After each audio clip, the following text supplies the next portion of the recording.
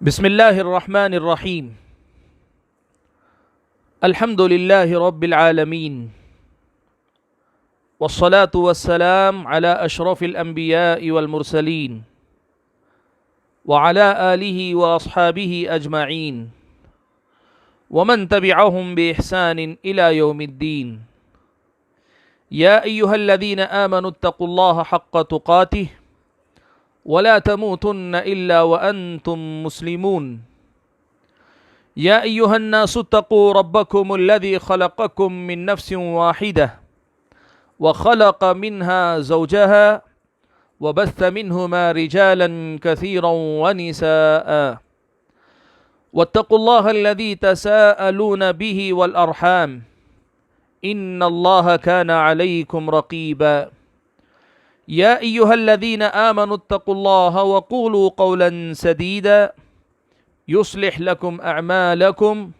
ويغفر لكم ذنوبكم ومن يطع الله ورسوله فقد فاز فوزا عظيما. أما بعد فأعوذ بالله من الشيطان الرجيم. بسم الله الرحمن الرحيم. لن تنالوا البر حتى تنفقوا مما تحبون. محترم حضرات، نوجوان ساتھیوں، پردہ نشین خواتین اسلام، میرے اپنے بزرگوں، کل کے درس میں ہم اور آپ نے نیکیوں کے احکام اور مسائل میں سے ایک بڑا ہی اہم مسئلہ سننا شروع کیا تھا. ہم نے اس مسئلے کا تذکرہ شروع کیا تھا کہ نیکی عبادت کے جذبے سے کریں. اس سلسلے میں کل کے درس میں ہم نے آپ کے سامنے یہ بات رکھی کہ نیکی عبادت کے جذبے سے کرو. اس کا ایک مفہوم تو یہ ہے، ایک مطلب تو یہ ہے کہ اس میں اخلاص ہونا چاہیے، خالص اللہ تعالیٰ کی بندگی کے لیے نیکی کرنی چاہیے. آدمی کو شہرت، نام کمانے یا اپنی پہچان کسی بھی نیک کام کے حوالے سے دنیا میں بنانے کی فکر نہیں کرنی چاہیے. آدمی کو خالصتاً لوجہ اللہ یہ کام کرنے چاہیے. جو بھی کام ہم نیکی کے نام پہ کرتے ہیں، اچھائیوں کے نام پر کرتے ہیں، تو نیکی کو عبادت کے جذبے سے کرو. اس کا ایک مفہوم خالص اللہ کے لیے عبادت کرنا، خالص اللہ کے لیے نیکیوں کو انجام دینا. اور اس کا ایک دوسرا پہلو یہ بھی ہم نے کل کے درس میں آپ کے سامنے رکھا تھا کہ اپنی عبادتوں کو عادت بننے سے روکیں. اور عادت کا مطلب یہ کہ وہ معمول کا ایک حصہ اس طرح بن جائے کہ اس کی روح ختم ہو جائے. آدمی اس میں عبادت کی لذت، عبادت کی کیفیت، حضور قلب، اللہ تعالیٰ کی طرف اقبال اور توجہ جیسی اللہ کی عظیم نعمتوں سے محروم ہو جائے. ایسی عادت بنا لینے سے پرہیز کرے. اپنی عبادت میں وہ کیفیت برقرار رکھے، بلکہ دن بدن بڑھانے کی کوشش کرے جو کیفیت بندے کو اللہ سے جوڑتی ہے، اور جس عبادت میں بندہ محسوس کرتا ہے کہ میرا تعلق میرے رب سے جڑا ہے، میرے اپنے خالق مالک، میرے اپنے معبود برحق سے میں جڑا ہوں. یہ کیفیت آدمی محسوس کرے، ایسی عبادت کے جذبے سے نیکی کیا کرے. یہ دو پہلو ایسے تھے کہ جن کا تذکرہ ہم نے کل کے درس میں آپ کے سامنے کیا. اور کل کے درس کے اخیر میں ہم نے آپ کے سامنے یہ بھی کہا کہ اس کا ایک اور پہلو بھی ہے جس کا تذکرہ ہم اگلے درس میں کریں گے. تو آج ہم اس پہلو کی طرف آتے ہیں. نیکی کو عبادت کے جذبے سے کرو، تو اس کا ایک مفہوم یہ بھی ہے کہ ہم اور آپ اگر عبادت کر رہے ہیں تو عبادت کرنے والا آدمی نیکی میں ہونے والی تھکان، نیکی میں ہونے والی تکلیف، یا نیکی کی راہ میں دی جانے والی قربانی، یا نیکی کے لیے لگنے والا مال، اپنی صحت، اپنی طاقت، اپنا وقت، اس کی پرواہ نہ کرے. اس لیے کہ آپ عبادت کر رہے ہیں. اور عبادت کیا ہے؟ یہ اللہ تعالیٰ کی بندگی ہے. اللہ تعالیٰ کا حق ہم ادا کرنے کی کوشش کر رہے ہیں. ہم سے کیا حق اللہ کا ادا ہوگا؟ ہم کوشش کر رہے ہیں. فَاتَّقُوا اللَّهَ مَا اسْتَطَعْتُمْ. آپ کو پتہ ہے قرآن مجید کی ایک آیت سب سے پہلے نازل ہوئی. اللہ تبارک و تعالیٰ نے فرمایا یا ایھا الذین آمنوا اتقوا اللہ حق تقاتہ، اے ایمان والو تم اللہ تعالیٰ کا تقوی اختیار کرو جیسا کہ اس کا حق بنتا ہے۔ صحابہ کرام رضوان اللہ تعالی مجمعین پریشان ہوئے، اللہ تعالیٰ کا حق جیسا بنتا ہے ویسی عبادت کرنا ہم کمزوروں کے بس کی بات کہاں ہے؟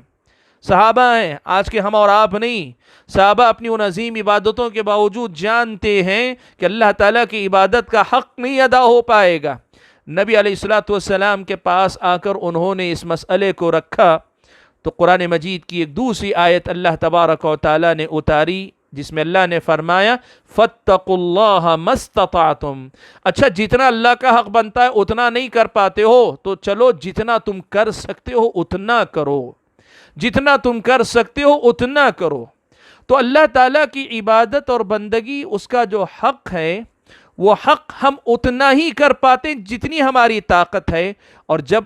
ہم اپنا سب کچھ دے دلا کر اس کی بندگی کا حق ادا نہیں کر سکتے، جبکہ پیدا اسی نے کیا ہے، زندگی میں جلاتا وہی ہے، زندگی میں ہمارے سارے معاملات کا ذمہ دار وہی ہے، حتیٰ کہ ہمارا آتا جاتا سانس بھی اسی کا ہے، اسی کے رحم و کرم پر چلتا ہے، اسی کی عنایت ہے۔ اور زندگی میں اللہ تعالیٰ ہم سے عبادت کے نام پہ کچھ چیزیں طلب کر رہے ہیں کہ تم یہ عبادت کرنے کی کوشش کرو، میرا حق ادا کرنے کی کوشش کرو۔ اس میں جن چیزوں کی قربانی دینے کی ضرورت ہوتی ہے، چاہے وہ وقت ہو، وہ آرام کی قربانی ہو، وہ اپنے مال کی قربانی ہو، وہ جسم کی جسمانی مشقت کی شکل میں قربانی ہو، یا ہماری اور آپ کی ذہنی تھکان کی شکل میں قربانی ہو، یہ اس کے اندر پوری طریقے سے ہونی چاہیے، یعنی ہر طرح کی چیز قربان کر کے ہم اللہ تعالیٰ کی عبادت کریں۔ ہماری اور آپ کی زندگی کا ایک المیہ یہ ہے کہ ہم اور آپ نیکیاں کرتے ہیں تو ہماری نیکیاں عبادت کے جذبے سے خالی یا عبادت کا جذبہ ان میں کمزور ہوتا ہے، تو نیکیوں کو بھی چن چن کر اپناتے ہیں کہ آسان کون سی ہیں، جن میں قربانی کم کہاں دینی پڑتی ہے، مشقت کا سامنا کہاں کم ہوتا ہے، پریشانی جس میں نہیں ہے۔ ہم جو ہے سلیکٹیو ہیں، ہم منتخب کرنے والے بن گئے۔ سبحان اللہ، جس رب کا سب کچھ دیا ہوا اسی کا ہے، اور اب عبادت کرنے کے بعد وہ جو ہمیں نوازنے کا بھی وعدہ کر رہا ہے کہ فَمَن يَعْمَلْ مِثْقَالَ ذَرَّةٍ خَيْرًا يَرَهُ، ذرہ برابر بھی تم نیکی کرو گے اللہ تعالیٰ وہ دے گا، تم اپنی آنکھوں کے سامنے دیکھو گے، سب تمہیں بڑا چڑھا کر لوٹائے گا۔ اس کے سامنے عبادت کرنے والوں کا یہ جذبہ، نیکی کرنے والوں کی عبادت کی یہ کیفیت کہ وہ سلیکٹیو ہیں، وہ سلیکٹیو اس انداز میں ہیں کہ بھائی جس میں ذرا قربانی دینے کی ضرورت پڑے، نہیں یہ ذرا مشکل ہے، بھائی جس میں زیادہ محنت لگے، نہیں یہ ہم سے نہیں ہو سکتی، جس میں زیادہ تھکان ہو، نہیں یہ ہم سے نہیں ہو سکتا، جس میں ذرا قربانی نیند کی، ہماری اپنی خواہشات کی، ہماری اپنی ضرورتوں کی، نہیں ہم سے یہ نہیں ہو سکتا۔ ہم سلیکٹیو بہت زیادہ ہیں۔ میں آپ کو بتانا چاہتا ہوں، شریعت اسلامیہ نے آپ کے سامنے ضابطہ رکھا ہے کہ آپ کے اوپر فرائض اور واجبات، جو فرائض اور واجبات ہیں وہ آپ کی میری طاقت اور استطاعت میں ہیں، اسی لیے اللہ نے اسے فرض قرار دیا ہے، اور اگر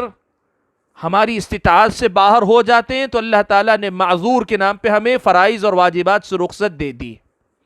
لہٰذا اب اگر فرائض اور واجبات کی بات آتی ہے تو یہاں سلیکشن کی کوئی بات نہیں، تھکان دیکھنے کی کوئی بات نہیں، قربانی دیکھنے کی کوئی بات نہیں، یہاں صرف عبادت ہی عبادت کرنا ہے کہ یہ تو فرض ہے۔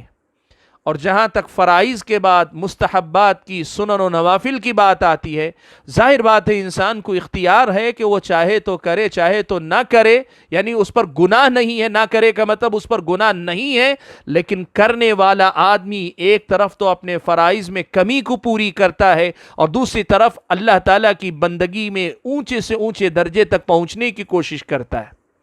جب یہاں ہمارے اور آپ کے سامنے یہ کیفیت ہو کہ ایک طرف اللہ کی بندگی میں آگے بڑھنے کا امکان ہے اور دوسری طرف کچھ قربانیاں دینے کا تقاضا ہے، اور ایسی صورت میں ہم قربانی دینے سے پیچھے ہٹ جائیں، آرام دیکھیں، پریشانی سے بچنے کے راستے دیکھیں، سلیکٹیو ہو جائیں، تو پھر بتائیں ہم نے بندگی کو کما حقہ سمجھا کہاں ہے۔ تو نیکی کو عبادت کے جذبے سے کرو کا ایک مفہوم یہ بھی ہے کہ اس نیکی کو کرنے کی راہ میں ہمیں جہاں کہیں تھوڑی بہت مشقت ہوتی ہو، ہم اس مشقت کو برداشت کریں۔ سبحان اللہ، پیارے نبی صلی اللہ علیہ وسلم کے حوالے سے میں آپ کے سامنے کچھ احادیث ذکر کرنا چاہتا ہوں، لیکن ان احادیث کے ذکر کرنے سے پہلے یہ مسئلہ بھی آپ کے سامنے ذکر کرنا چاہتا ہوں کہ شریعت اسلامیہ نے ہم اور آپ کو صبر کی بار بار تلقین کی ہے۔ آپ جانتے ہیں صبر کی تین قسمیں، صبر کی تین قسمیں۔ ہم عام طور پہ زندگی میں ایک قسم کا صبر کر کے اپنے آپ کو بڑے صابر بندے سمجھنے لگتے ہیں اور سمجھتے ہیں کہ اللہ تعالیٰ کی نصرت ہمارے ساتھ ہو گئی اس لیے کہ ہم بڑے صبر کرنے والے بندے ہیں۔ وہ ہے مصیبتوں پہ صبر، ہم سمجھتے ہیں یہی صبر ہے، جبکہ شریعت اسلامیہ کی نظر میں صبر کی تین قسمیں، ایک ہے صبر علی الطاعات، دوسرا ہے صبر عن المعاصی، ایک ہے نیکی کرنے میں صبر یعنی اپنے آپ کو جمائے رکھنا، کبھی طبیعت آمدہ نہیں ہوگی، کبھی حالات مخالف ہوں گے، کبھی کچھ، لیکن جب نیکی ہے تو نیکی پر اپنے آپ کو جمائے رکھیں، یہ ہے نیکی کو عبادت کے جذبے سے کرنا۔ دوسری قسم ہے صبر عن المعاصی، صبر عن المعاصی،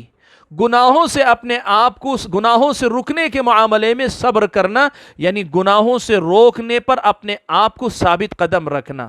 یہ بھی صبر کی ایک قسم ہے، یہ بھی نیکی ہے، اور نیکی میں بندگی یا عبادت کا مفہوم یہ بھی ہے، عبادت کے جذبے سے نیکی کرنے کا مطلب یہ ہے کہ ہم اور آپ یہ صبر بھی کریں۔ تو ہم اور آپ مصیبتوں پہ صبر کرتے ہیں، چاہے مجبوری میں کرتے ہوں یا اپنی مرضی اور اختیار سے کرتے ہوں، لیکن مصیبتوں کا صبر ہمارے اندر ہے۔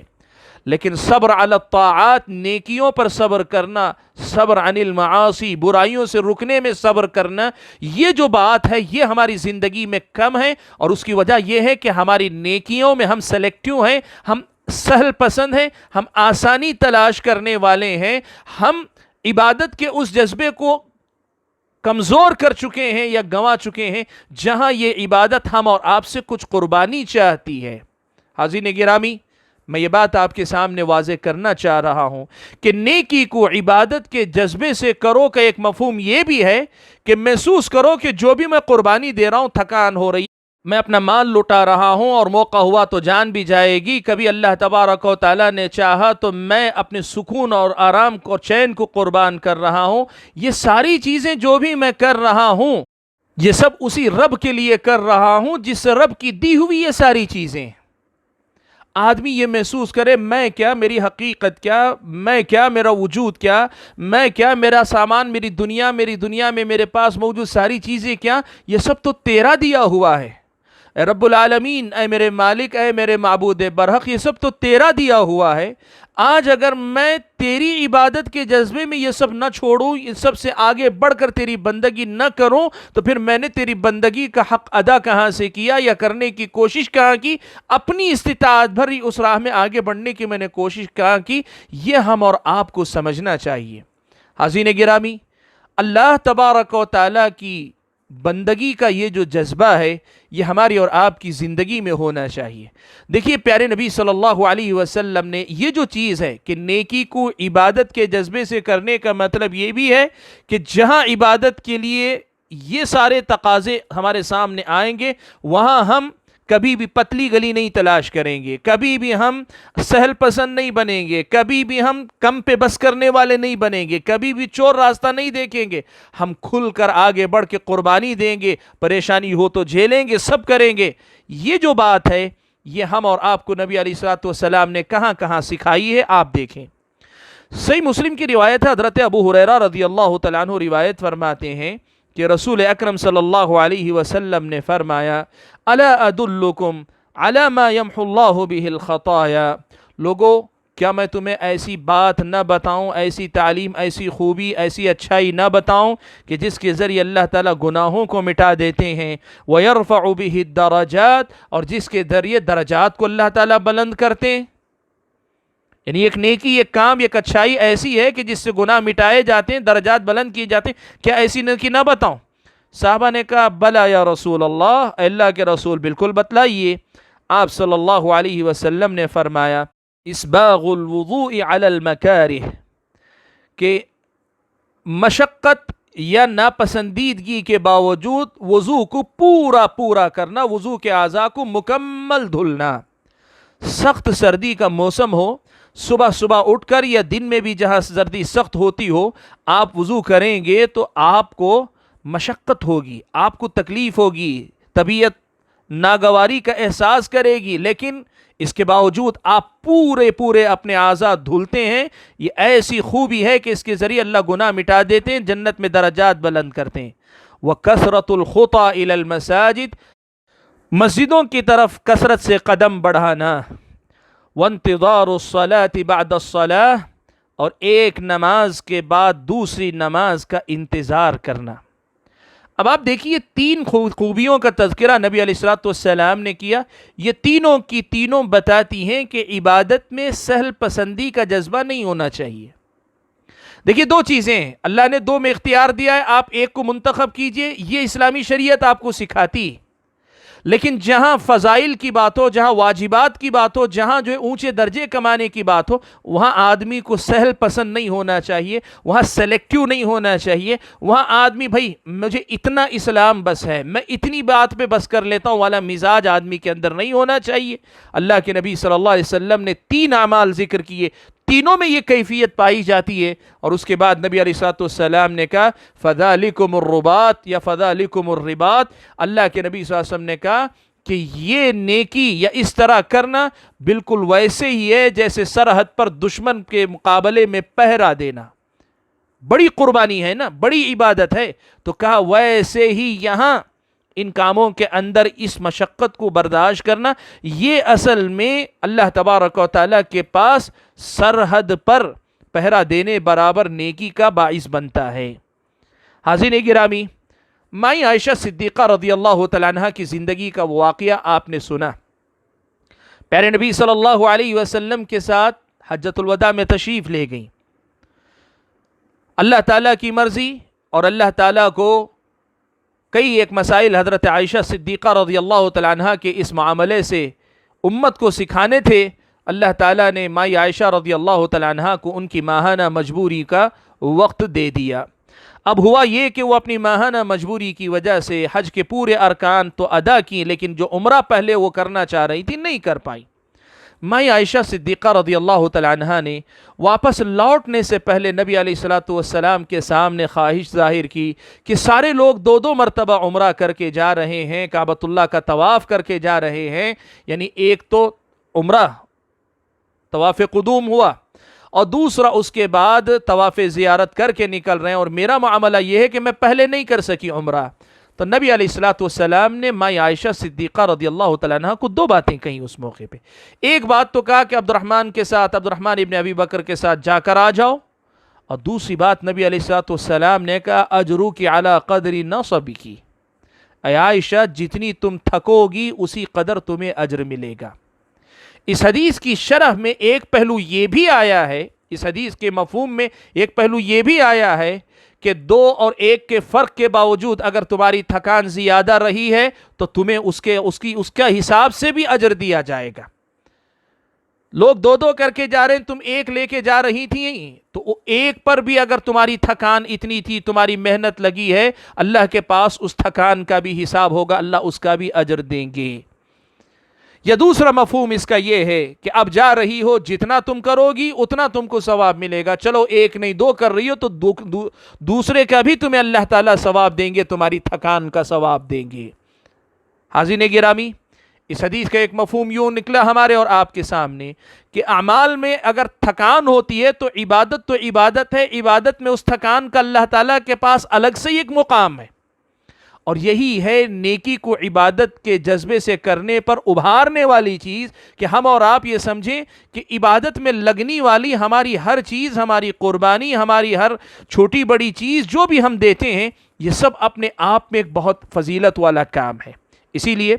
جب اللہ تبارک و تعالیٰ نے سورہ آل عمران کی آیت لن تنالوا البر حتى تنفقوا مما تحبون اتاری کہ تم نیکی کی حقیقت کو اس وقت تک نہیں پا سکتے جب تک تم اس میں سے خرچ نہ کرو جو تمہارے نزدیک محبوب ہے۔ خرچ تو سب کرتے ہیں لیکن جو محبوب ہے وہ خرچ کرنا چاہیے۔ حضرت ابو طلحہ انصاری رضی اللہ تعالیٰ عنہ مدینے کے سب سے شاندار باغ بیروحا کے مالک نبی علیہ الصلوۃ والسلام کی خدمت میں حاضر ہو گئے، کہنے لگے اللہ کے نبی، اللہ تعالیٰ کہتے ہیں جو ہمیں محبوب ہے وہ خرچ کرنا چاہیے. میرے مال میں سب سے محبوب میرا اپنا بیروحہ باغ ہے، یہ میں آپ کی خدمت میں پیش کرتا ہوں. سبحان اللہ. حاضرین گرامی، نیکی کو عبادت کے جذبے سے کرو کا ایک مفہوم یہ بھی ہے کہ ہم اور آپ سلیکٹیو نہ بنیں، سہل پسند نہ بنیں، بلکہ نیکی کو عبادت کے جذبے سے جب کر رہے ہیں تو جس کی عبادت کر رہے ہیں یہ سب کچھ دیا ہوا اسی کا ہے. تو اس بات کو ہمیشہ یاد رکھیں کہ یہاں ہمارا کچھ نہیں ہے، اور تھکان اگر اس کی عبادت میں ہوتی ہے تو ایسی تھکان تو اللہ تبارک و تعالیٰ کے پاس کس بھاؤ جائے گی، کہ اللہ تعالیٰ کی نظر میں کیا مقام پائے کہ ہم اور آپ اندازہ نہیں لگا سکتے. اس لیے نیکی کو عبادت کے جذبے سے کریں، اور عبادت کے جذبے سے جب کریں گے تو تھکے ہوئے جسم کے ساتھ بھی وہ روحانیت ہمیں محسوس ہوگی، وہ کیفیت محسوس ہوگی، وہ لذت ہمیں ملے گی، وہ مزہ ہمیں ملے گا جو ہماری عبادتوں کو واقعی عبادت بنائے گا، جو ہمارے حسنات کو حسنات بنائے گا، جو ہماری نیکیوں کے درجات کو بلند کرے گا. میں اپنی بات کو ختم کرتے ہوئے اللہ تعالیٰ سے دعا کرتا ہوں کہ اللہ تعالیٰ مجھ کو اور آپ کو نیکیوں کو، چھوٹی بڑی ہر نیکی کو واقعی معنوں میں پوری عبادت کے جذبے سے انجام دینے کی توفیق عطا فرمائے. آمین. وآخر دعوانا الحمد للہ رب العالمین.